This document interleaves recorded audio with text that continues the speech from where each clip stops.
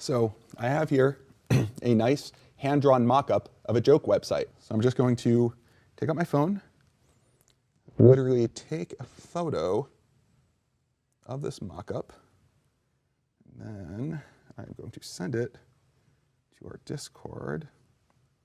And here we go. And so we can actually take now this output. So literally we just said to output the HTML from that picture. And here we go. Que vous venez de voir, c'est GPT-4 qui, à partir d'une photo dégueulasse, d'un mock-up encore plus dégueulasse, est capable de retranscrire du code depuis un bot Discord qui lui-même a été codé en l'espace d'à peine 5 minutes de manière complètement automatique avec GPT-4. Ce soir, c'était le live des développeurs et la release officielle de GPT-4. J'ai fait une vidéo il y a quelques jours. GPT-4 est bien sorti cette semaine et on a déjà l'occasion pour tous les utilisateurs premium de ChatGPT, eh bien, d'expérimenter GPT-4. À cette occasion, il y a eu un live d'OpenAI pour nous démontrer en quelques minutes, puisque le live a duré une vingtaine de minutes, eh bien, tout ce qui va être possible de faire et prendre des points de comparaison entre GPT 3.5 et GPT-4. Donc en l'occurrence, dans cette vidéo, l'objectif, comme d'habitude, c'est d'aller droit au but, de faire au mieux pour vous tenir informé et vous expliquer tout ce qui s'est passé pendant ce live. On est parti. Ça a été la première entrée en matière dans ce live des développeurs OpenAI. Ça a été de faire le point de comparaison immédiat entre ce qu'étaient capables de faire ce qu'ils étaient capables de faire avec le modèle GPT 3.5 Turbo et le modèle GPT-4. Et le prompt qui a été donné, donc on a donné à GPT 3.5 Turbo un article et on lui a demandé de résumer ce dernier en commençant chaque mot de sa phrase par la lettre G, ce qui est particulièrement difficile. Et on voit d'ailleurs que le modèle répond complètement à côté de la plaque puisqu'il n'est pas capable, donc en fait juste il abandonne. Il trouve ça trop difficile et il abandonne complètement. Et juste après, vous allez le voir, la même question, la même requête, le même prompt va être donné dans les exactes mêmes conditions à GPT-4, je vais y arriver, et on verra que la réponse sera bien différente. On voit ici, même requête du coup pour GPT-4, et on voit qu'il y arrive déjà beaucoup mieux. Il a fait une erreur par contre, il a intégré le mot AI au sein de la réponse, donc il va lui dire « t'as triché, t'as mis le mot AI ». Kind of borderline, whether you want to count AI or not, but so let's say AI doesn't count. Et là, il lui dit « AI, ça compte pas, tu triches ». Et il va tout de suite répondre avec une autre réponse où cette fois, il y a bien des G à chaque mot, etc. Et le prompt d'après qui a été envoyé à GPT-4, eh bien, c'est un article complet qui parle de Pinecone. Et le prompt en question, c'est « trouve un thème en commun entre l'article donc on vient de lui donner et le blog de GPT-4 ». Et du coup, GPT-4 répond que le point en commun, eh bien, c'est le focus, le fait de se concentrer sur rendre les nouvelles technologies plus accessibles et user-friendly, donc adaptées aux utilisateurs, pour les développeurs comme les utilisateurs plus lambda. Ensuite, il nous a montré qu'on pouvait lui dire qu'il n'avait pas été assez perspicace avec cette réponse, et là, on verra que GPT-4 s'adapte très vite et donne une réponse beaucoup plus complète. Please. No, I'll just leave it there. Leave it up to the model to decide. So bridging the gap between powerful technologies and practical apps. Et donc la nouvelle réponse de GPT-4 est beaucoup plus complète. Alors pour vous expliquer concrètement ce qui arrive, puisque là ça commence à être vraiment intéressant et impressionnant, on a GPT-4 dans le playground d'OpenAI et sur la gauche on a donc du coup tout ce qui se dit au système, donc on va contextualiser le modèle et on lui donne plusieurs instructions, suivre les instructions du coup de l'utilisateur à la lettre, réfléchir étape par étape, minimiser le code, avoir le code dans un seul bloc, etc. Voilà, on lui donne plusieurs choses, ça c'est la première chose, et là il est en train de nous expliquer, eh bien il a mis d'abord un blog post qui sort directement d'un post qui a été fait récemment apparemment sur leur blog et qui explique aux développeurs comment incorporer le GPT-4 au sein d'un bot, visiblement, où voilà, je suis moi-même pas développeur, donc malheureusement je me perds peut-être un peu dans les détails. Au milieu, il nous explique, là, tout ce qui est highlight maintenant, tout ce qui est surligné, eh bien, que le modèle ne sait pas comment analyser une image, parce que vous allez le voir juste en bas, le prompt final, c'est de développer un robot Discord, donc l'application Discord que vous connaissez sans doute, qui sera capable eh bien, d'accepter des messages avec des images et des textes, et qui sera capable, avec l'API de GPT-4, d'analyser des images ou de réagir à des textes ou des images.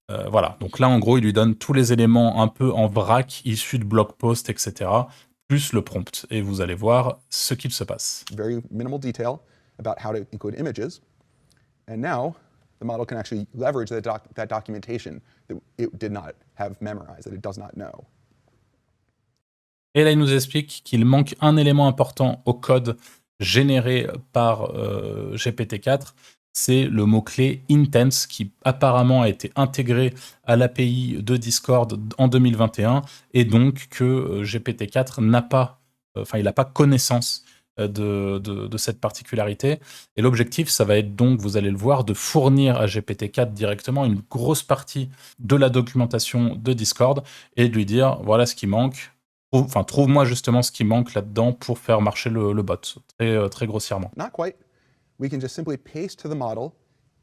Alors là, ce qui est assez impressionnant, j'imagine, pour les développeurs qui regardent cette vidéo, c'est qu'on pourrait lui dire bah, ça ne marche pas, etc. Mais en fait, là, ce qui se passe, c'est qu'il lui envoie juste le code erreur qui a été retransmis directement. Exactly the error message. Not even going to say, hey, this is from running your code. Could you please fix it? We'll just let it run. And the model says, oh yeah, whoops, the intense argument. Here's the correct code. Et directement, GPT-4 répond « Ah oui, j'ai fait une erreur, il manque le intent » et hop, il lui renvoie directement le code qui fonctionnerait peut-être mieux selon lui. It even helpfully tells you, oh, you're running in Jupyter, well, you can do this bang pip install in order to install the... Là, je comprends pas vraiment ce qui se passe, mais pour tous les développeurs, apparemment, il suggère en plus de faire un pip install de Nest Asyncio. Donc, n'hésitez pas à m'expliquer ce que ça veut dire dans les commentaires, mais apparemment, il anticipe carrément une autre problématique qui peut suivre. Et là, il lui a donné un code qui semble fonctionnel cette fois-ci. Package if you don't already have it. That was very helpful. So now we'll run, and it looks like something happened. Et voilà, le bot est connecté à Discord, donc avec 3 modifications, un code d'erreur, une contextualisation. Eh bien, il y a un bot fonctionnel et vous allez le voir. Ce qui arrive est encore plus impressionnant. Tout ce qui arrive maintenant, tout ce qui concerne les images, etc., ce n'est pas encore disponible pour le public. Voilà, c'est un sneak peek, c'est ce qui va nous permettre de nous rendre compte de ce qui est potentiellement possible de faire, en tout cas une toute petite idée de ce qui va être possible de faire avec ça, mais ce n'est pas encore disponible au public avec l'arrivée de GPT-4. This image in painstaking detail. All right, which first of all, think of how you would do this yourself. There's a lot of different things you could... Bon, là, il vient de lui envoyer du coup une image, un screenshot de son interface Discord, et il demande à GPT-4 eh bien, de décrire ce qu'il y a sur cette image de manière précise. Et voilà la réponse de ChatGPT directement dans le chat. Il nous explique en détail tout ce qui se passe à l'image. Il a identifié le nom du serveur Discord, il reconnaît que c'est une interface d'un serveur Discord et il nous explique un peu tout ce qui se passe en nous disant par exemple que quelqu'un a pris la parole, qu'il a dit quelque chose. Et voilà, enfin, tout est ultra détaillé, c'est très impressionnant à partir d'une image. Et c'est l'arrivée de ce que j'appelais, enfin ce que je vous expliquais dans ma dernière vidéo, du multimodal pour le modèle GPT-4, c'est-à-dire qu'il va être maintenant capable eh bien, de comprendre du son, de la vidéo, de l'image, et on va pouvoir vraiment rentrer dans une toute autre dimension. Interruption très courte dans cette vidéo pour vous rappeler que mon e-book complètement gratuit avec les résultats d'1 an de recherche et développement avec le contenu IA dans le cadre de mon activité d'éditeur de sites et de SEO est disponible dans la description. Ici, on voit qu'on a quelqu'un sur le serveur Discord qui a envoyé une image. Elle-même a été suggérée par l'audience, donc les gens qui regardent le live. Et donc, on a GPT-4 qui, une fois de plus, résume ce qui se passe sur l'image de manière plutôt bluffante. Et pour finir sur les analyses d'images, on a maintenant une question simple d'une personne qui s'appelle Boris MP, avec cet écureuil et un appareil photo qui est en train de photographier on ne sait quoi avec une noisette devant lui. Et on a donc la question c'est qu'est-ce qui est humoristique, qu'est-ce qu'il y a de drôle dans cette image. Et GPT-4, eh bien, on voit qu'il cerne très bien ce qu'il y a de drôle dans cette image, puisqu'il nous dit qu'il y a, donc déjà il décrit l'image, et ensuite il dit c'est une situation humoristique parce que l'écureuil mange des noisettes d'habitude, et que là en gros il est en train de tenir une caméra et il se comporte comme un humain. Enfin voilà, il arrive vraiment à expliquer en quoi cette image peut être un petit peu humoristique, je dis bien un petit peu. Et on arrive au point le plus impressionnant à mes yeux sur cette présentation live. On voit ici que la personne qui présente toutes les fonctionnalités ce soir montre un journal sur lequel il a écrit, il a fait un mock-up d'un site web assez simple. Et vous allez voir, donc, avec son écriture, etc. Et vous allez voir qu'il va photographier ce mock-up, l'envoyer à GPT-4, et il va lui demander de lui envoyer le code pour pouvoir tout simplement créer ce site entièrement à partir d'une image et d'un mock-up à la main. Website. Definitely worthy of being put up on my refrigerator.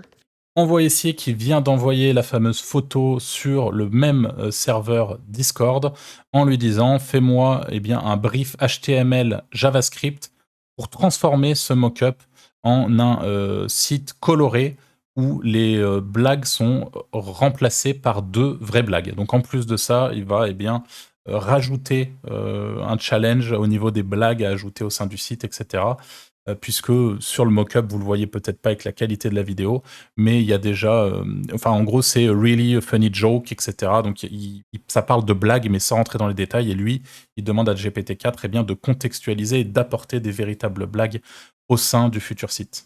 Donc là, il est en train de récupérer le code que lui a envoyé GPT-4, mais vous allez le voir qu'il aurait tout à fait pu le faire depuis le Discord directement. Là, il le récupère depuis son assistant, donc depuis l'endroit où il développe, puisqu'il voit les requêtes API et les retours, évidemment, mais vous verrez juste après, il aurait pu le faire directement depuis Discord. Now, this output, so literally we just said to output the HTML.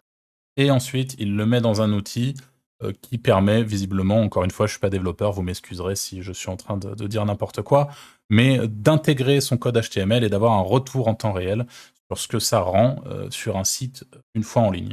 From that picture. Et ça y est, le site avec des guillemets est là. Encore une fois, souvenez-vous de quoi on part.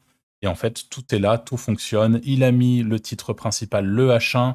Il a mis les 2 blagues avec ensuite un petit bouton, vous allez voir, qui est activable en JavaScript. Enfin, il a mis absolument tout ce qu'il y avait de présent sur le mock-up initial, qui, on le rappelle, était fait de manière complètement dégueulasse. And here we go. Actual working. Et à chaque fois, vous avez les réponses aux blagues, et ce sont des blagues qui ont été tout simplement intégrées par GPT-4. Donc là, juste petite pause, on en est déjà là du coup. De toute façon, vous êtes habitués, j'imagine, à être bluffé avec l'IA ces dernières semaines, même si certains d'entre vous en ont peut-être un peu marre.